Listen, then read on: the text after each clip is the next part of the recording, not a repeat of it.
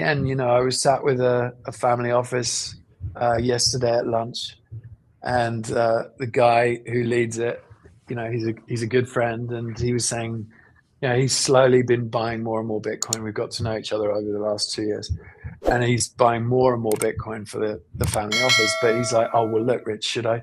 And he started pulling out these charts, these technical charts of the price of Bitcoin. It's like, well, they say if it goes through that level, then it could go to 62K. I'm like, yeah, this is all well and good, and you can create a price chart, but there will be a moment when the scarcity of Bitcoin hits the reality of these people trying to trade it, and it is just going to go stratospheric Hmm. because you've got, I mean, we're going to sit here, Jeff, Yeah. all of us, and we're Yeah. going to say, hang on a minute. The US had announced, it was so obvious. This trade was so obvious. We should have been buying as much Bitcoin as we possibly could on leverage and the rest of it. And hindsight's 2020. But when you're sitting there in the eye of the storm, as he was, who is someone who is now very much a Bitcoiner in the Right. way that he's thinking, saying, yeah, but I'm not sure. It could go lower, and I think I should be waiting and put with my capital on the sideline. I'm like, yeah, you can, but talk to yourself as 6 months from now, you and have that version of you ask, was it obvious that Yeah. Bitcoin was going to be going up? Because, I feel like we get to these sort of moments every cycle where it's just like you want to just shake people. Welcome back to the channel. Aaron here from the Bitcoin Bros, and we're going to be getting into Bitcoin strategy here today.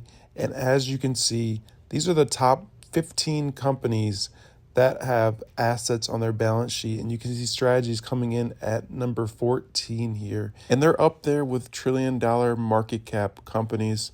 So strategy really climbing the ranks here and potentially going to become the number one spot here over the next 10 years and beating out Berkshire Hathaway.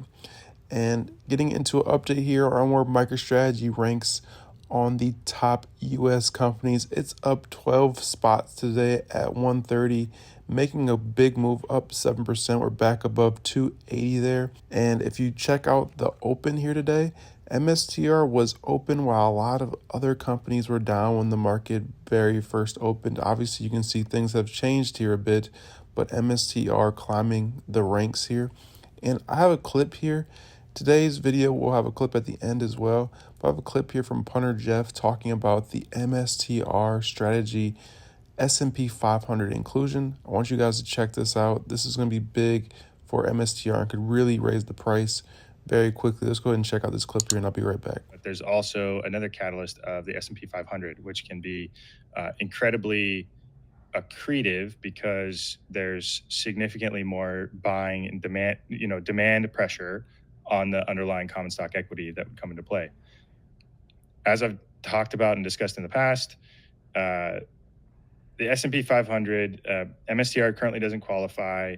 I think there's a high likelihood that they qualify if the price of Bitcoin continues to rise and either closes Q1 above 96,500 or closes Q2 above, 97 plus. I think there's that would erase the negative earnings over the last 3 quarters and would then instantly qualify them for the S&P 500. Why is this important? This is important because generally when companies are added to the S&P 500, they are added like near the market cap threshold that it requires to get in the S&P 500. The market cap threshold is around $15 billion.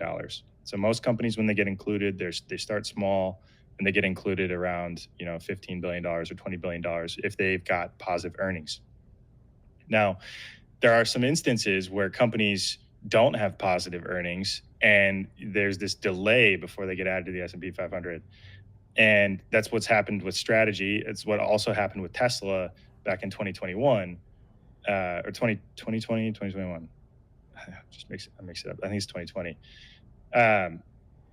Where strategy's got almost a $70 billion market cap right now. So they're not included in the index already. They've already got a $70 billion market cap. That means when they get added to the S&P 500 index, they're getting added at around 150th ranked company in the S&P 500 index, which results in a significant, massive amount of capital that's got to come in the door and buy strategy stock at any price, right? These are passive buyers.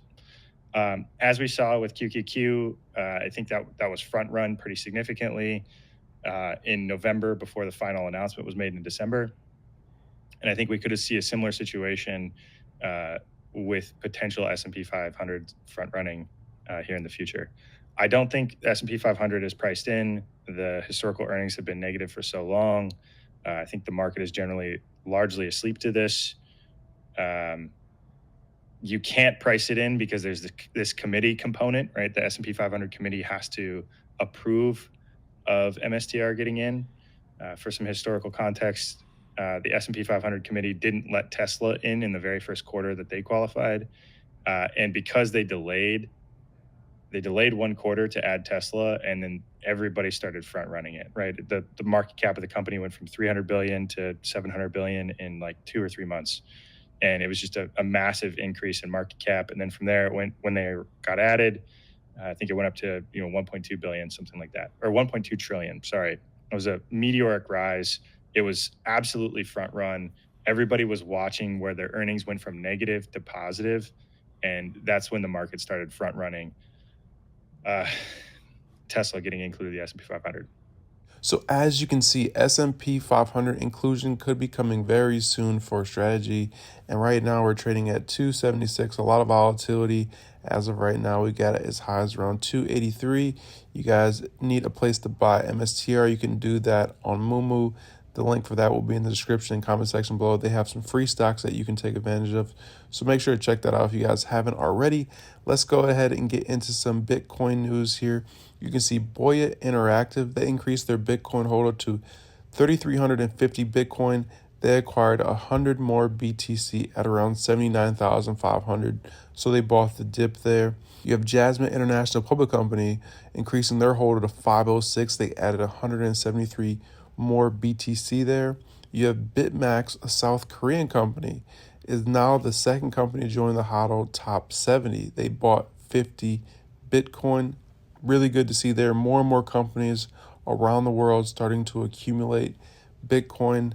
This trend is not slowing down. A lot of these companies are biting off of the strategy playbook here. And then Rex launches the first ever Bitcoin corporate treasury bond ETF. This is huge news. We're going to have Bitcoin bonds now. This is really big coming from Rex. And then also the Trump admin wants to acquire as much Bitcoin as possible. This is coming from the White House. The White House official told a room of crypto industry leaders this week that there should be no limit to the size of a U.S. government strategic Bitcoin reserve. Very bullish there from the White House. We have Peter Schiff talking about gold and how it's the apex predator that will eat Bitcoin. And he adds Saylor. And here is Saylor's response. Quick video here today. Like and subscribe if you found any value. Name's Aaron from Bitcoin Bros. Make sure to stay tuned for this video here. It is the most powerful force in the world right now. It's growing nearly 60%. It's become the eighth largest asset in the world. It's about to become the largest asset in the world in the next 48 months. The largest asset in the world in the next 48 months.